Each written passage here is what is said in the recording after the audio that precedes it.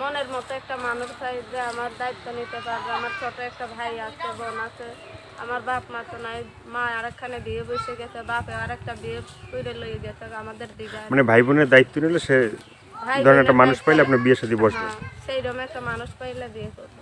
দর্শক ভিডিওটি দেখতে থাকুন, দেখতে দেখতে আপুটির ফোন নাম্বার পাবেন।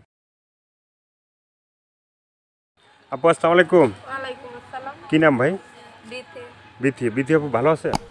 না ভাই, অনেক কষ্টে আছি। অনেক কষ্টে আছেন? তো এই কষ্টের মাঝে কি ভালোবাসা আছে আপনার? কষ্টের মাঝে ভালোবাসা কেমনি থাকবে? বাবা আরেকটা বিয়ে করে চলে গেছে, দুইটা ভাই বোন নিয়ে অনেক কষ্টে আছি।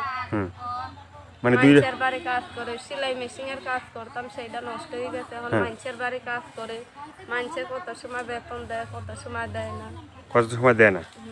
তো এই যে মানে আপনার কি বিয়ে শাদী হয়েছে? না ভাই, বিয়ে শাদী কি বিয়ের কথা অনেক ধরনের কয়, কিন্তু আমি বসি নাই। বাইরের মধ্যে আমার পছন্দ হয় না, এর জন্য বিয়ে করব। মানে বিদেশ সম্প্রদায় আপনার বিয়ে হয় না, মানে পছন্দ হয় না? পছন্দ হয় না কেন? আমাদের বাইরের মধ্যে দুইটা তিনটা বিয়ে করে, বউ ফালাইতে আর একটা সুন্দর মাই দেখলে তাদের পিছনে ঘুরে বেড়ায়। দুইটা তিনটা বিয়ে করে বলে এর জন্য বাইরের ছেলেদের কাছে আমার বিয়ে আসে ঠিকই, কিন্তু বিয়ে করতে মনে করে না। বিয়ে করতে মনে করে না।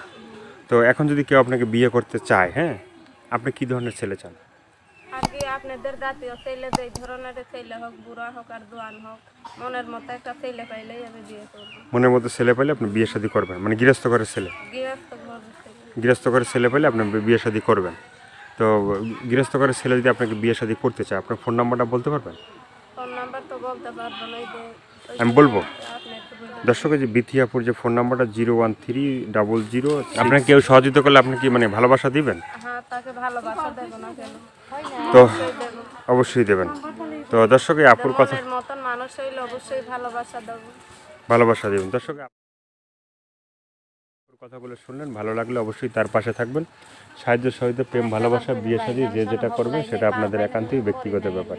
ভালো থাকেন, সুস্থ থাকেন, প্রতিদিন একটি হলে ভালো কাজ করেন, সেটা হয়তো আপনার জন্য, না হয় দেশের জন্য। সবাইকে আল্লাহ হাফেজ। সবাই ভীষণ ভালো থাকেন, 5 ওয়াক্ত নামাজ পড়েন, দেশটাকে বেশি বেশি করে ভালোবাসেন। আল্লাহ হাফেজ।